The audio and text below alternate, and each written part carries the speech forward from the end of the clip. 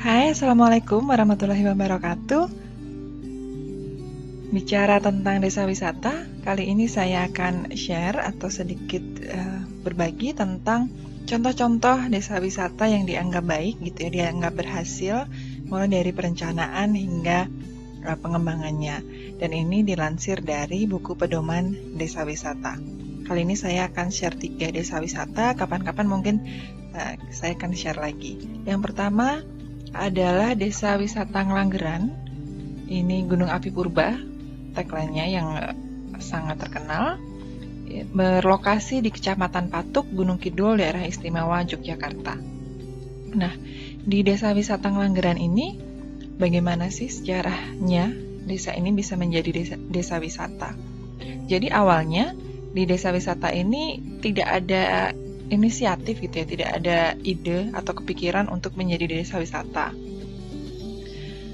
Awal mula ide ini muncul yaitu mulai di tahun 2006, di mana di tahun 2006 itu terdapat gempa Jogja yang cukup berdampak pada masyarakat Jogja dan sekitarnya, terutama di desa Ngelanggeran. Nah, karena gempa yang cukup besar itu, kemudian bantuan-bantuan dari pihak luar tuh banyak yang berdatangan, termasuk bantuan ke desa Ngelanggeran. Nah, relawan, kemudian donatur, dan lain sebagainya, dalam memberikan bantuan, banyak yang akhirnya menginap karena bantuan mungkin terkadang tidak bisa disalurkan dalam satu hari. Butuh waktu beberapa hari atau mungkin beberapa minggu dan beberapa bulan. Kemudian dari relawan, dari donatur, atau dari terutama relawan yang kemudian datang memberikan bantuan, menginap, mereka selain memberikan bantuan, mereka juga berjalan-jalan atau melihat-lihat kondisi di sekitar desa Ngelanggeran, dan mereka menemukan ada Gunung Api Purba. Mereka naik ke atas Gunung Api Purba dan melihat bahwa ternyata ini sepertinya bisa dijadikan sebagai wisata, dan mereka memberikan ide ini kepada masyarakat setempat. Tetapi awalnya masih belum diterima ya, karena memang masih belum terfikir. Kemudian setelah gempa ini, kemudian mulai banyak yang berdatangan, tapi terutama peneliti dan mahasiswa, karena mereka biasanya sekaligus untuk meneliti Gunung Api Purba. Nah, kelompok peneliti atau kelompok mahasiswa ini biasanya mereka datang juga butuh waktu beberapa hari, terkadang kan tidak dalam satu hari. Mereka hanya menginap, kemudian berkali-kali meneliti Gunung Api Purba, dan kemudian beberapa kelompok masyarakat mulai berpikir, oh ya, sepertinya bisa ini dikembangkan sebagai wisata. Kemudian Gunung Api Purba ini dibuka sebagai wisata dengan tiket awalnya yaitu Rp500 untuk tiket masuk, dan parkirnya Rp1.000. Dikelola oleh beberapa orang. Kemudian titik baliknya juga dari Karang Taruna, di mana pada waktu tahun 2007 Karang Taruna di desa Ngelanggeran ini membuat blog, dan mungkin iseng-iseng berhadiah ikut lomba blog pariwisata dari pemerintah pusat, dan berhasil. Karena keberhasilan itu, kemudian orang-orang luar mulai mengetahui tentang Gunung Api Purba dan wisatawan mulai datang. Nah, dari itulah kemudian wisata Gunung Api Purba sudah mulai terdengar dan makin berkembang, hingga saat ini banyak sekali paket-paket wisata atau daya tarik wisata yang ditawarkan. Mulai dari daya tarik kehidupan desa, integrasi kambing dan kakao, tentang persawahan, bagaimana menanam padi sampai memanen. Kemudian ada juga daya tarik yang berkaitan dengan budaya, yaitu membuat kreasi janur dan batik topeng. Kemudian ada juga wisata adrenalin, mulai dari flying fox, cliff swing, dan lain sebagainya. Dan yang utama adalah wisata petualangan, yaitu trekking menuju Gunung Api Purba. Ini adalah beberapa paket wisata atau daya tarik wisata yang ditawarkan oleh Gunung Api Purba, dan banyak sekali wisatawan yang datang, mulai dari wisatawan lokal hingga wisatawan asing. Nah, untuk membuat desa wisata Langgeran ini menjadi desa wisata gitu ya, itu tidak mudah, dimana pada tahap awal penerimaan masyarakat ini tidak serta-merta tidak serta-merta langsung mau menerima bahwa desa ini bisa dikembangkan sebagai desa wisata. Karena mungkin masyarakat masih berpikir apakah mungkin bisa dikembangkan jadi wisata. Kalau dikembangkan dari wisata, apakah mungkin wisatawan bisa datang? Nanti udah capek-capek menyiapkan wisata, ternyata nggak ada yang datang, dan lain sebagainya. Nah, strategi yang dilakukan oleh kelompok masyarakat, terutama pionir-pionirnya, adalah merangkul masyarakat, diskusi dengan masyarakat, di mana upaya-upaya dialog ini dilakukan bersamaan dengan forum-forum warga, di mana di daerah desa biasanya sering sekali ada forum warga tahlilan, yasinan, atau forum-forum warga yang lain. Nah, inisiator-inisiator ini istilahnya secara berkala mengikuti forum warga dan mulai menyelipkan pemahaman-pemahaman tentang pengembangan wisata. Hingga akhirnya masyarakat mulai mau, dan yang pertama diajak adalah dari aspek kuliner, karena beberapa wisatawan kan menginap. Jadi kuliner dulu dikembangkan, dan setelah dari kuliner dirasa cukup bisa berdampak, masyarakat sudah bisa menerima, oh ternyata bisa memang wisata ini memberikan hasil, akhirnya mulai dikembangkan ke aspek-aspek lainnya. Kemudian untuk desa wisata kedua, yaitu Dieng Kulon Village, yaitu di Dieng, di Kecamatan Batur, Kabupaten Banjarnegara, di mana ini juga kurang lebih 2006 mulai muncul idenya dari Karang Taruna, di mana Karang Taruna ini mau membuat program pemberdayaan masyarakat desa. Tadinya bingung untuk apa, tapi akhirnya muncullah pemberdayaan masyarakat ini dari aspek wisata, dan dibentuk Pokdarwis Dieng Pandawa dan Klaster Pariwisata Dieng, yang pada waktu itu hanya ada 5 homestay dan 2 pemandu lokal yang mau ikut bergabung.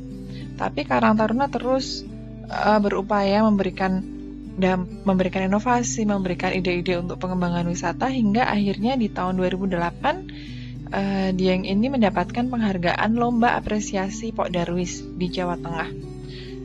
Dan setelah itu jumlah wisatawan terus mengalami peningkatan.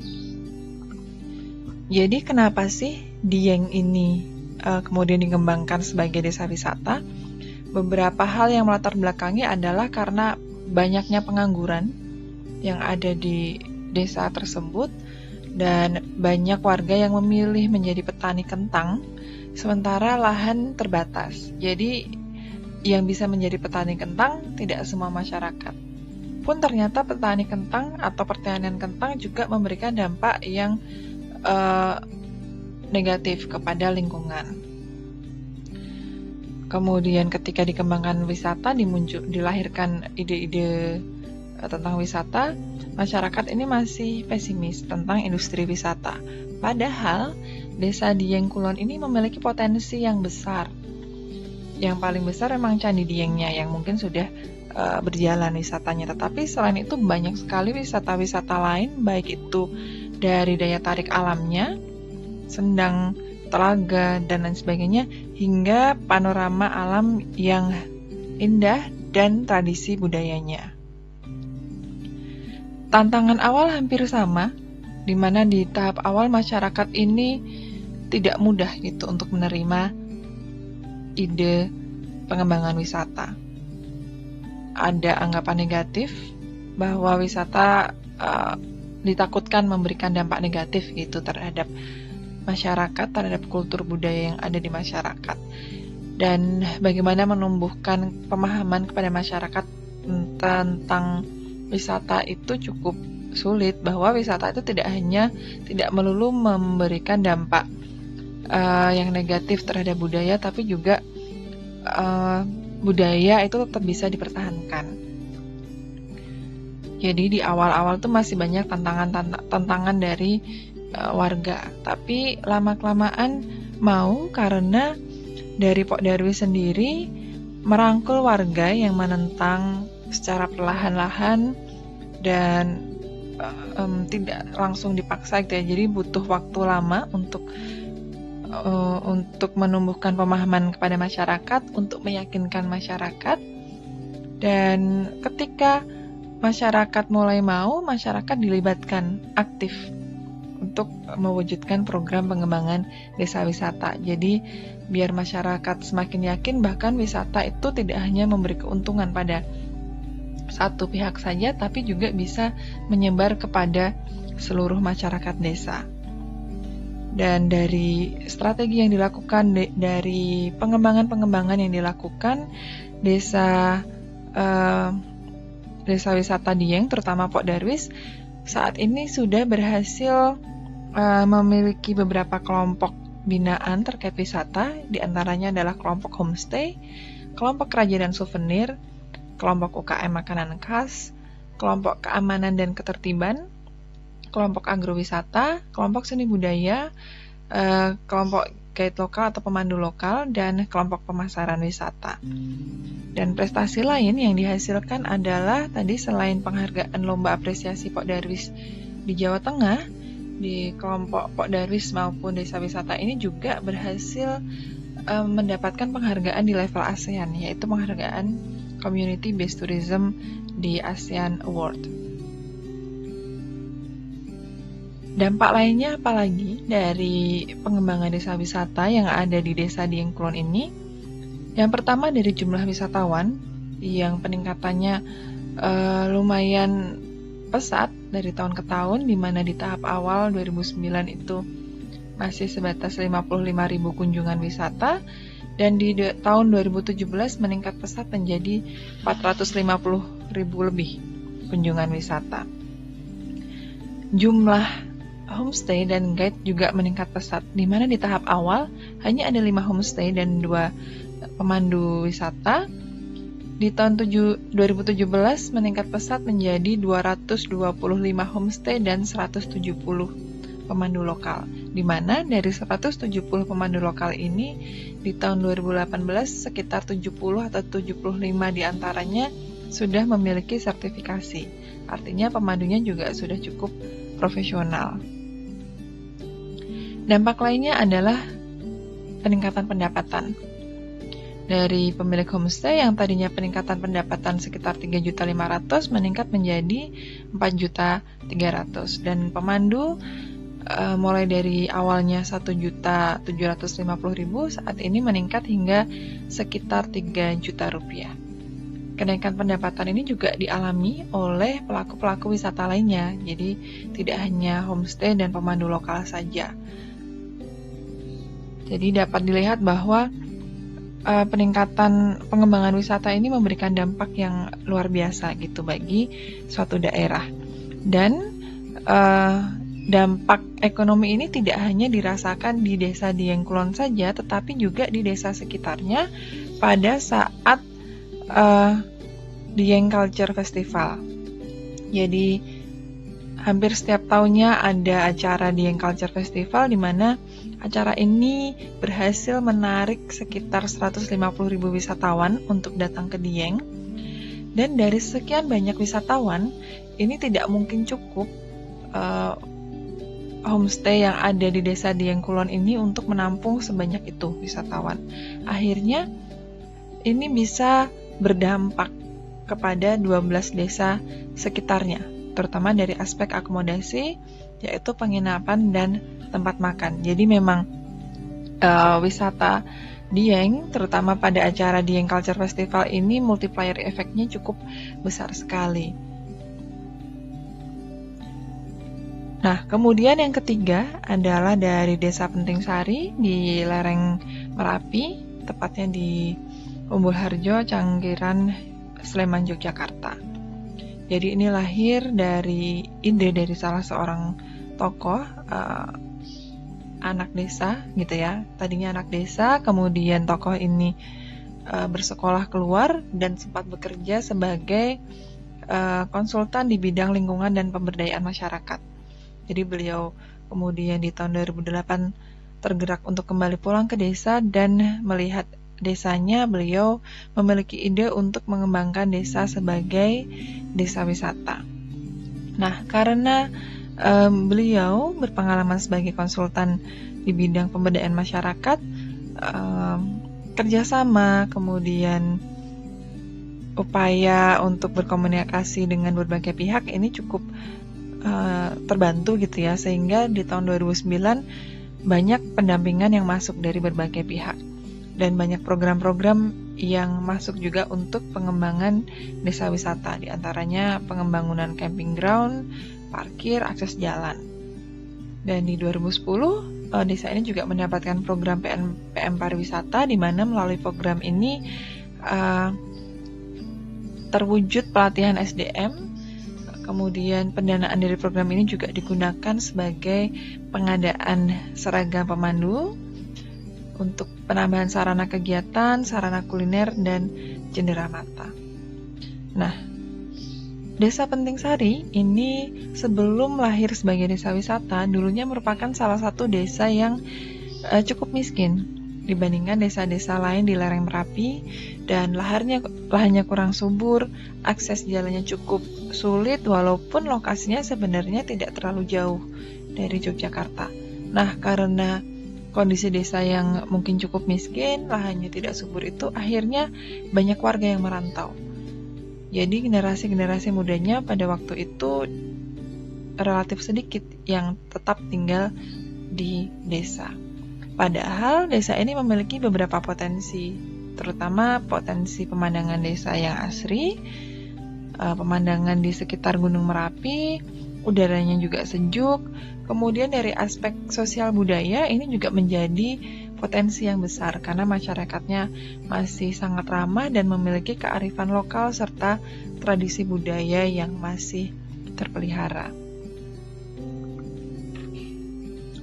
Tantangannya juga sama dari beberapa desa wisata lain, jadi keterbatasan sumber daya, kemudian penerimaan masyarakat ini terutama yang cukup sulit gitu ya di tahun-tahun awal. Jadi tokoh ini butuh waktu sekitar 2 tahun hingga akhirnya masyarakat mau untuk yuk kita bersama-sama membangun desa ini menjadi desa wisata. Dan strategi yang dilakukan adalah membuat pendekatan dengan tokoh-tokoh masyarakat agar tokoh masyarakatnya juga akhirnya mau bersama-sama mengedukasi dan mengajak masyarakat untuk gotong royong mengembangkan desa wisata. Kemudian strategi lainnya adalah kerjasama dengan berbagai kelompok masyarakat, yaitu kelompok tani, misalnya kelompok kesenian, serta kerjasama dengan berbagai stakeholder, baik itu perusahaan, melalui CSR, perguruan tinggi, dan lain sebagainya. Ini adalah beberapa atraksi wisata yang ada di Desa Penting Sari. Ada atraksi seni budaya, pertanian, petualangan, outbound dan camping, serta volcanotour Merapi. Di mana atraksi wisata ini kemudian dikemas menjadi beberapa paket wisata, mulai dari paket kegiatan 1 hari hingga paket kegiatan 4 hari, sehingga wisatawan bisa bebas memilih paket wisata sesuai dengan kebutuhannya. Nah, kemudian apa hasilnya dari desa wisata ini? Dari aspek kunjungan wisata tentunya mengalami peningkatan walaupun jumlahnya fluktuatif naik turun, tapi cenderung mengalami peningkatan mulai dari 2009 ke 2017. 2009 hanya 2.000 kunjungan dan 2017 bisa menjadi sekitar 20.000 kunjungan wisata. Dan multiplier effect-nya juga cukup besar, jadi homestay saat ini sekitar 55 homestay, terdapat 25 penduduk yang menjadi penyedia atraksi wisata budaya, kemudian 30 orang menjadi pemandu wisata lokal, 60 orang juga terdampak di bidang kuliner, 20 orang di bidang home industry, 30 orang tenaga keamanan, serta sudah ada 6 unit warung kelontong. Dan kalau dilihat juga dari aspek omset, ini juga mengalami peningkatan yang sangat signifikan, di mana pada tahun 2009 omset tahunan hanya sekitar 28 juta, dan di tahun 2017 ini sangat meningkat menjadi lebih dari 1 miliar rupiah per tahun. sekitar 1,8 miliar rupiah per tahun. Dan jumlah ini tentunya jumlah yang cukup besar untuk skala desa gitu ya. Dan ini membuktikan bahwa pengembangan desa wisata dengan wisata-wisata alam, wisata budaya yang mungkin terlihat sederhana gitu ya di mata orang awam, ternyata bisa memberikan multiplier effect yang sangat besar, bisa memberikan keuntungan ekonomi yang sangat besar, yang keuntungan ekonominya ini tidak hanya diterima oleh pengelola saja atau investor saja, tetapi keuntungan ini bisa diterima oleh seluruh masyarakat yang terlibat di bidang wisata. Ya, oke, mungkin itu saja terkait beberapa contoh desa wisata yang oke gitu ya di Indonesia. Kapan-kapan mungkin kita akan share lagi contoh-contoh desa wisata beserta keberhasilannya di Indonesia. Oke, cukup sekian dan terima kasih.